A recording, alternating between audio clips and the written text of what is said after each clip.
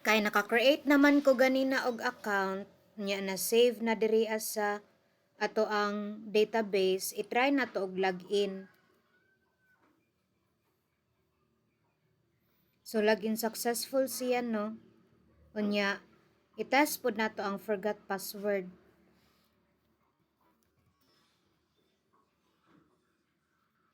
Nya mag-reset tag password. Create tag new password nato.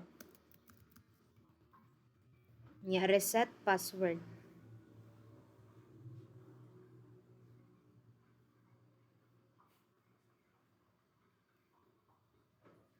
Ay, nakalimot tag butaw birthday.